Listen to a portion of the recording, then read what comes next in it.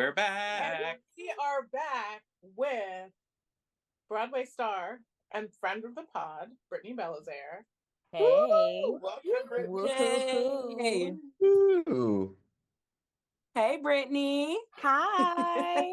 You can't see my Arsenio Hall whoop whoop. Oh no, we see you. We see you.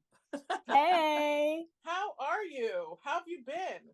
I am good. I am living my best life right now. Or trying to, at least, You on really Broadway. I think you are. Okay, so Brittany is currently on Broadway in McNeal for another month with Robert Downey Jr. and Melora Hardin and Andrea Martin. Yes. Ruthie Ann Miles. Yes. Ruthie Ann. Can't forget Tony Award winning Ruthie Star Ann. studded path. Star-studded. Listen. How are you feeling, Brittany? Like, how does it feel in this moment? I mean, you've been doing. First of all, tell us, how long have you been an actress, and how long have you been in the business? You don't have to tell us numbers. I ain't gonna give y'all my age because Black don't crack. Right. Okay. That's your business. I would legit say that I have been in the city of New York as a professional actor for 15 years. Wow. 15 years. All right. That's yes. Yes.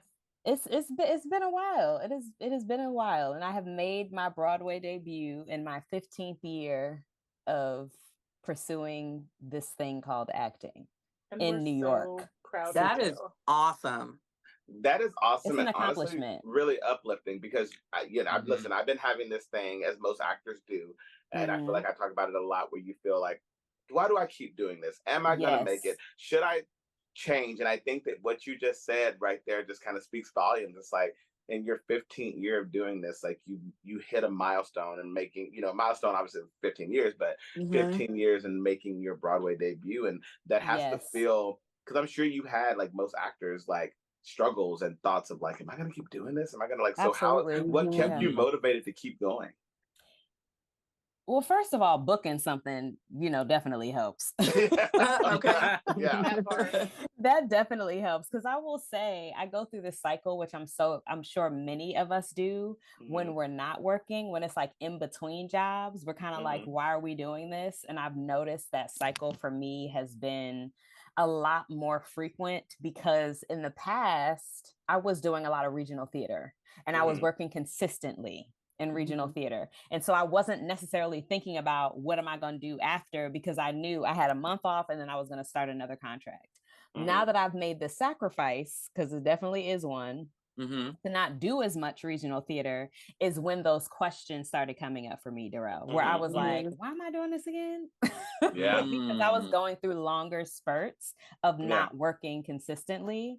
And I feel like this is a testament to perseverance. It's a testament to like dedication and the craft. It's like, because so many people who have known me out here have been like, girl, yes, I am. Monique. Do y'all know each other? Right. I think I've seen you at a few like readings. 20-something years ago. Oh, that's all. Did you go to Spelman College? Yes, we did. College? But yeah, it's perseverance, Darrell. It's like dedication. It's faith, because I've literally recently, maybe like last year, I was kind of like, what is the purpose of me doing this if I'm going to constantly feel like I'm not doing anything, or if I'm going to constantly feel like the accomplishments that I have made, because I don't want to downgrade those. They have been accomplishments and I've been grateful for every single one of them. But there's so many other things that I desire in my life that's not acting. And I feel like sometimes I feel like I'm on hold when I'm not working, which has definitely been something that I've had to work through with my therapist. Bi-weekly comes very in handy. Word. But that's something that it's like the mental space, the perspective that you have to keep in order to keep persevering and keep doing this thing. Absolutely. And so with that journey, what was that moment like when you got the phone call or the email or whatever it was, where you found out like you're cast, you're it. Like, did you cry? Did you fall on your knees? Were you with someone? Like, what was that moment like? So yeah, Brittany, were you with someone? I know. I was sitting on Onike's couch. And I don't even remember. It was a random time I was at your apartment. Oh, that's right. We're doing a huge purge. That's right. I had done the initial audition, which was in person, which is still very new for us because after the pandemic, they have been self-taping it like a mug. Yeah. And our director, Bart, was like, nope, I like in person. I don't like self-tapes. Like, I'm an in-person person. Like, as soon as they let me have in-person auditions, I was having them. So I was actually doing a workshop in Vermont. And I drove down for the audition, but Io was coaching me for this audition. What did I do? No, you were coaching me. You were coaching me. Yes, I'm sorry. I'm calling her by her government. I know on here she Onike, but they know me as Io Onike Cummings. They know okay. Yeah. Great. But she was coaching me for the initial, and then I knew from that, I was like, I booked this ish. But then they called me like literally hours later and was like, you have a callback on this day. And I was like, oh, there's another one. Said, no. I was there when you had the callback call. You were like, I know. I'm aware. Okay. I love that. I love it. I love the confidence. So I legit, like after that workshop, I went to Io's and I was like, I'm gonna have to stay with you because I'm gonna help you purge this weekend. And then I'm gonna go to this callback on this Monday. Yep. And so she basically coached me with the callback scene. And I distinctly remember being like, we spent a day doing her clothes. And at the end of the day, I was like, I have not heard a thing. And she was like, it's literally not even been 24 hours. I need you to relax. Like I was stressed. I was anxious. I was like, I have not heard a thing. I feel like I killed that. I feel like I was so good. You know what's happening? I was also giving you so much stuff that I was like, can you call your mom to pick you up to come get all this stuff? So your mom was there too. Yeah, and I was busy. Like I legit, like I was busy with like helping Io purge. Like we were busy. We were working. Okay. Yes. Sweat was involved. Yeah. And when I finally that night, was it Tuesday night? Because I ended up staying Monday. with you longer. They told you that you stayed longer. The callback was on Monday, but I ended up coming back to your place. Yes, you came because back then I had an audition, a commercial audition. I was like, well, I might as well not go home. So you stayed another night, and then and then we were like, Mama Jo, can you come pick up her mother? Yeah, Miss Joanne, but we call her Mama Jo. We were like, can you come pick up Brittany? We have stuff for you and her because every time and it was a lot. I couldn't get back on the train. And her mom's stuff. Right, but Wednesday, Tuesday night, my manager texted me and was like, just so you know, you're still in the running. And that was legit hours after I had just been like, I didn't hear anything, Io. She was like, you're still in the running. I was like, I don't know why you're overthinking this. Yeah. And then Wednesday, I got the call at like 10 something or 12 in the afternoon. And I was sitting on the couch and I was like, so amazing. Oh my God. That was my initial reaction, Ashley. I yelled. I would too. I would probably yell and probably immediately start crying. Right. I yelled. I didn't start crying until we called our other bestie, Takara, who y'all have had on the pod. Yes, friend of the pod. Friend of the pod. Former guest. But when we FaceTimed her is when I was like, I'm gonna be all right. That's when I said, exactly. Boo-boo cry. Exactly, Adam. It was a boo-boo cry. And then I called my mom and she was like crying and praising the Lord. Of course. And then we called Crystal, and Crystal had to pull over because she was driving because she was yelling so hard. Crystal Dickinson, who is in Blood Quilt right now. Yeah, at the Lincoln Center. At Lincoln Center. So Brittany, knowing that it took like 15 years for like the best moment of your entire life to happen, is there anything that you would have changed? Would you have asked for it to come before 15 years? This is a good question. This is such a good question because I have had to, it's been work for me to really be content with my journey because everyone's journey is very different. Yes. And for some people, it doesn't take them this long to get their Broadway show. And with the amount of, not to brag, but I've been out here 15 years. So with the amount of credits that I have, people are actually surprised that this is my Broadway debut, this show specifically. So I feel like for me, the growth that I have experienced, I think it happened exactly when it was supposed to. Just because mentally, I feel like I'm ready for the next step with the star of a co-star that I have. This show is going to open up so many opportunities for me, and I totally believe that. And I think with my younger brain and my younger mental capacity, I don't think I would have been able to handle it, quite honestly. I feel like that's amazing, right? that you know that. It's just that the maturity. It's the maturity that I feel like I'm at right now, that I feel like I can receive this and be like, okay, what's next? I'm here for it. Do you think that being a Black woman played into how long it took for you to reach your Broadway debut? Because sometimes, like, I know, like, I've talked to Darrell about this and stuff, that I feel like Black people in general in the entertainment industry, it seems like, there are some few that get their lucky break early, but it seems like the trend in general is like it happens a little later and it takes a little longer. So did you feel that in any kind of way? I would agree with that. However, to add to that, I also feel like because of the school I went to, because of the grad school that me and Onike went to, the New School for Drama, it's a prominent acting school, but it's not considered one of the top, to be frank. When the two of us went to that grad program, it was in flux. It was in the middle of leaving the actor studio and becoming the New School for Drama. The actor studio kind of teetered off and started not having that great of a reputation of the talent that left the school. And I feel like when they started auditioning people in the New School for Drama, which my class was the first class to apply to the New School for Drama and graduate the New School for Drama, and then IOs and everybody else behind us, they've changed the program a lot. Now they have way less actors. I feel like the caliber is going back up to where it used to be historically. But I knew when I graduated from that school that I was probably going to have to work way harder. No offense, than my Tisch friends at NYU, my Yale friends, because the reputation of those schools is so much greater.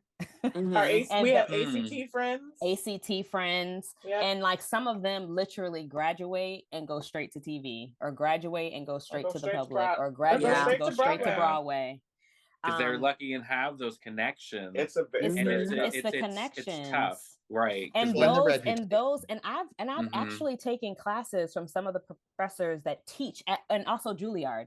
We cannot forget Juilliard. Juilliard is like one of the top. Oh yeah, they go straight to TV.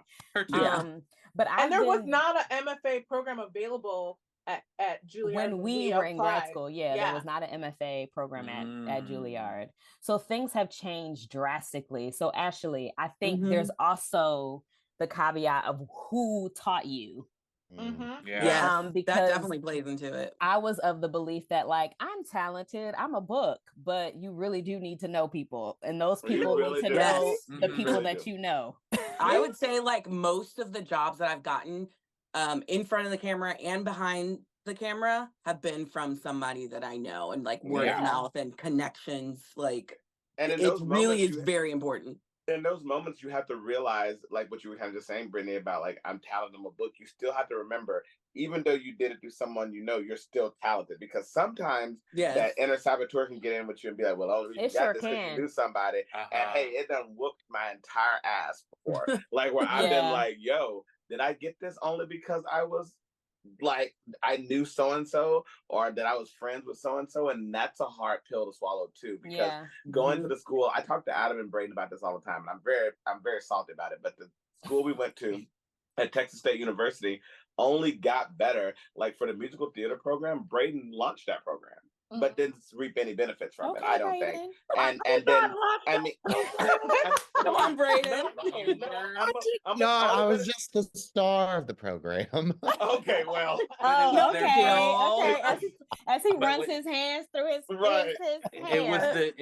He was part of the inaugural class. Like he was the very first musical theater class that Texas State offered. Well, yeah, like and a star, and a star, Adam. and I starred. Well, okay. Right. Well, main stage. Sure. I mean, but then I was the first one out of both of us to hit main. That's not important. Main stage. Not important. So let's keep that above. That's just because the new were in the second semester. Pretty. Okay. Well, look, sure, but let's keep it 100. But no, I didn't realize until I had talked to some of the people there that I was the first one who did like an independent film and like brought that aspect to Texas State. And I was just like, we gave so much to your school and who you know.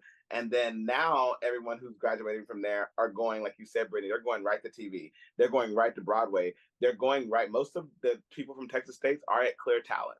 So it's really kind of crazy. Can I point something out though? Speaking of teachers, yeah, go ahead. You and one of your castmates did have one of the same teachers. He just taught one of my castmates. Yes, he just taught at NYU for her, and he taught us at Spelman.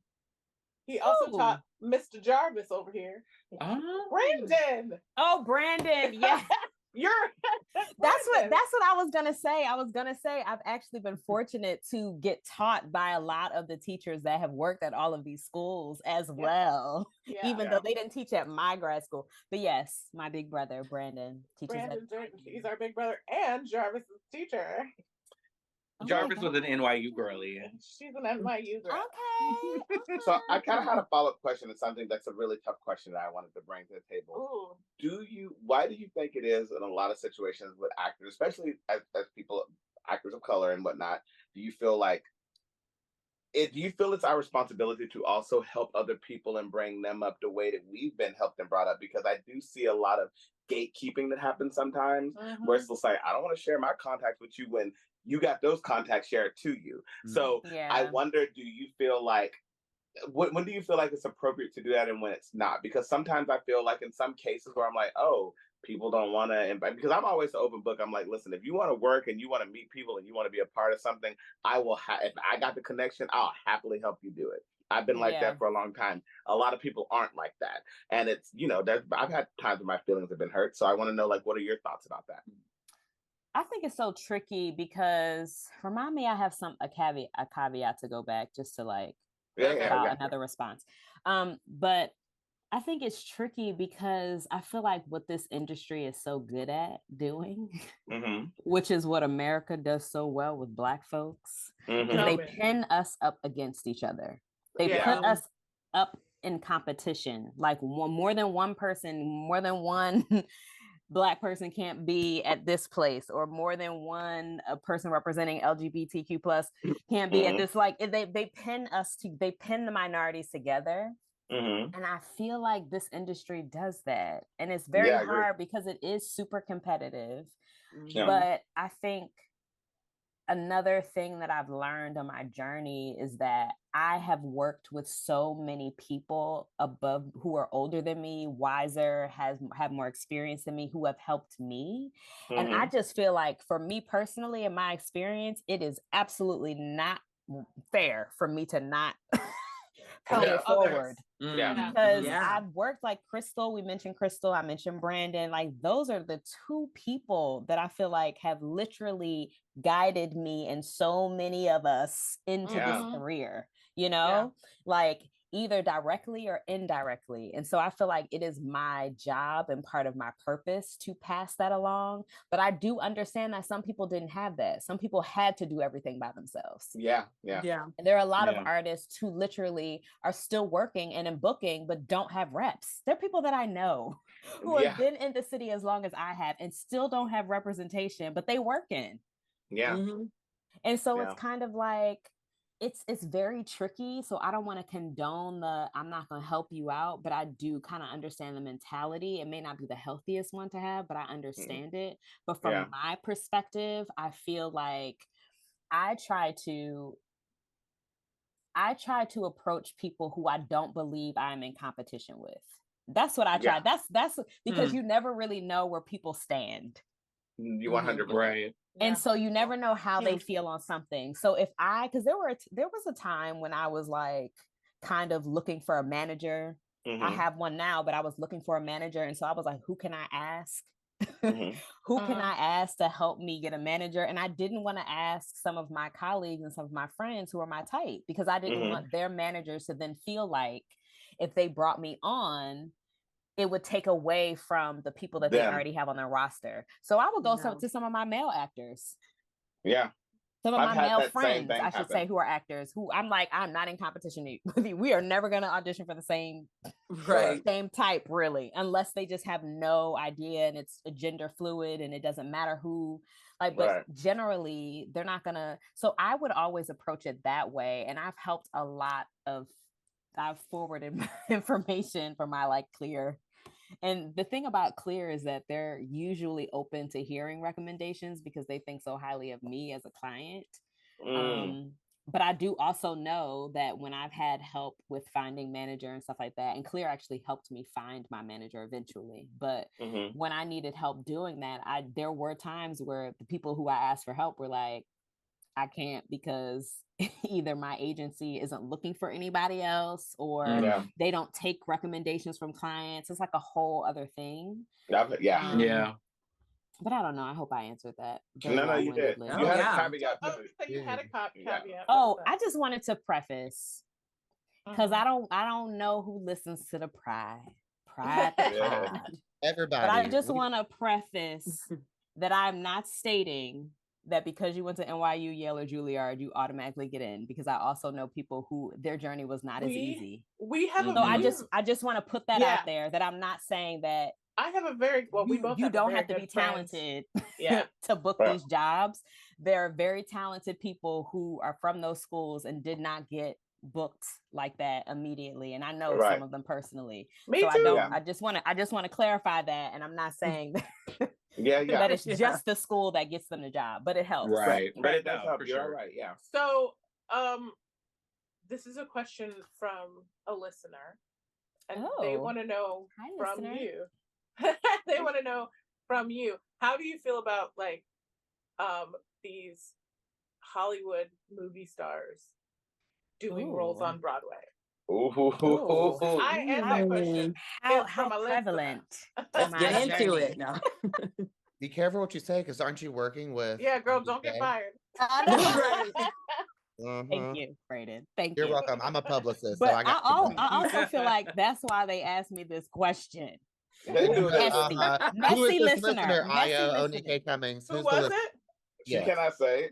We can't divulge our. I actually see the listener comment, but we cannot say. Okay. I don't know. I'm not gonna say. I will say I feel like having now working with one. I feel like the intention for hiring celebrities, I think, needs to be revamped in the Broadway community, because I feel like what has been happening is that the intention is I'm gonna hire this person because I'm gonna make the money off of them. Yeah, that's what it feels like as an artist. Right. Yeah, exactly. It's gonna be a big money maker. And because, especially after the pandemic, producing on Broadway is very expensive now because they're still not coming back to the theater as quickly as we all thought that they would. And so a lot of Broadway shows really aren't breaking even. And if they are, it's usually might be because either the show was like high quality, getting all the seats, booking all the, like, it's got rave reviews. It's like I feel it's tourists are like, I feel like people who are making money off of Broadway are really like hitting the pavement with that, because it's been difficult from the pandemic. But I do feel like it's tricky when sometimes I'm like, you hired them to get butts in the seats. You hired them to open up a fan base. However, in my experience, specifically, because the lovely Downies are producing this as well as Lincoln Center, it's co-produced between Team Downey and Lincoln Center. I feel like they were approached in a way that feels a little bit more personal and feels a little bit more specific than just a general, I'm gonna get so-and-so because she can sing. You know what I'm saying? Right. You know what I'm saying? Just I just because saw a show like that. Oh, wait, come on. I'm not trying to be like, come on, sis. I'm not trying to be on this. But I feel like my co-star has been very gracious and generous in his experience, which I'm very blessed and lucky to have. And I feel like all of us in our cast are very grateful for his collaborativeness, for his openness, for his like generosity, for his care. Susan Downey, his wife, has been mostly on our she was there every day in rehearsal. She acted as our dramaturg as well as our producer. She has a very keen eye and was very efficient in script analysis and making sure the story was. So I feel like the two of them carried this script months before we ever saw it. And by we, I mean myself, other castmates, like they workshopped this play before I even auditioned for it. Like there was a lot of work put in specifically to cater to Robert's experience. And I feel like when stuff like that happens, I'm kind of like, it changed my perspective a little about the hiring of particular celebrities, just because I'm able to see it with my own eyes and see how their process was leading up to. I will also say, as someone who has crept around the backstage of the show a little bit, like they came in, it seems like they came in with a respect for the culture. Yes, already, absolutely. And not every like Hollywood actor comes in with a respect for the culture. Like, and I have heard some stories. And there are some Broadway veterans acting out right now. Hello. Doing the same thing. Well, you know, Io and I had this conversation. Well, me, you, and Jarvis actually had this conversation, and it was about influencers being in Broadway shows and being in films and how we felt about that. And, you know, something I went in and did some, you know, I know how you feel about Io, but well, hold on. Something I went in and did a little research about what tends to happen and what we do forget. Same thing with Drag Race. Is a lot of times these are, and I use the word lightly, people who went to school to be actors and performers, and they had to find another route to go about it. And it has become convoluted with other people who figured out, all I need to do is get on TikTok to become famous. Because I think about people like Sabrina Breyer. She, comedian, she went to school for acting. There were a lot of these people that went to school for acting. So I think completely like passing judgment on every influencer, because they're all known as influencers now, who have became actors. It's the same thing with drag queens. You hear a lot of the drag girls get on there and they're like, you know, we went to school for musical theater, or we went to school for acting and film and TV, but, you know, here's where we are now. So I think, how do we, and I guess my question to you is, Brittany, how do we differentiate that? How do we go into knowing that someone's being serious about the craft and not just your local, oh, wait, everybody's getting famous off of being on TikTok, let me just jump on it, even though I didn't have any aspirations to become an actor or performer? Yeah. Just want to be famous. I don't even, like, that's tricky for me, because I am someone who is not on TikTok. Right. And I barely try to be on Instagram. Hello? Like, the social media thing is stressful as an actor and as someone who's like trying to build in a career where now it seems like producers are paying attention to followers and they're paying attention to all of that stuff. My manager told me 100%. Yeah. So it's just like, it's a little daunting to think about because it's the age that we're in, but I see it, I've kind of been seeing it as it's a new way to create work. It's a new way to create content, because when we were in school, or when Io and I were in school, people were creating it by like buying cameras and like making little short clips and all that stuff. And now they have a platform where they can post that stuff, where that wasn't there before. And so people were having to like, we transfer I mean, large ass files to get it to be seen. Where now they have the platform to just post it on TikTok or post it on Instagram. Like, I can't be mad because I don't understand none of it. When I tell you, anytime somebody is like, "Can you do a takeover?" I'm like, of what? How do I is edit somebody this gonna video? Give me an editorial? Thank you. I mean, we were still running to CVS, printing out headshots, trying to run to an audition. Darrell, triggered. No, I was so triggered. Shut it down. Brittany, will you come back and talk Hot Topics with us? Oh my God. I don't know anything about Hot Topics. No, I mean, it won't be today. Okay. You already got stressed. You were like, no. Right. No. We'll give you the topics ahead of time. That's what we do. We should have her come to the all girls episode. Yeah, that would be fun. Yes, do that. Yes, because Pride the podcast is progressive, and we like to give the girls one episode a year where it's just That's so progressive. Just we like to give the girls. We give the girls, not the girls, the girls, the actual girls. I know. That's why I'm saying. Yeah, I'm gonna give you a little something. So it's my duty to give y'all one episode a year, and that's what I want to get back. Thanks, Darrell. That's how Darrell contributes. That's how I contribute to the society. No. How masculine of you. Thank you so much. I'm here. Brittany, we would love to have you back. Well, you know how to give you a little bass. I went from Barry White to Snow White, so I'm back. No trouble. Brittany, we're so happy to have you on this episode. So this is we are fun. so fucking proud of you. No shit. Like, we're so proud of you, and to celebrate, we go into the streets. So whenever you're done, I got to get ready. I'm glad you gave me a month in advance. Okay. Give you a month, Brittany, do you have what's next? If you can tell us. I don't have a contractual next. But I do have a meeting coming up from some folks that have come to see the show, which I'm very excited about because this will be the biggest meeting I have had in my career thus far. That is exciting. I know that I'm having this week, and then I have an audition from somebody who has also come to see the show. So that's kind of what. Do you? So cool. You have feelers out. I have feelers out, but what I know for sure is Thanksgiving. Okay, that's what's next. Okay. I will be eating. Are you going to Boston? Yes, I will be going to Boston with the family. I'm going to Boston. And eating the foods. I just want you to know that your acting coach hasn't heard anything about these auditions. I sent you a text. I know you did. Oh, girl, I ain't thinking about you. I also have I do have a takeover coming up on, I don't know, when will this air? Y'all should tune in. Next Monday. Oh, darn, it'll be after my takeover. Well, I do have a takeover this Saturday. I believe it's this Saturday for the Tony Award platform on Instagram. So I need to. I'll post it on. We'll post it on the podcast. Okay. Instagram.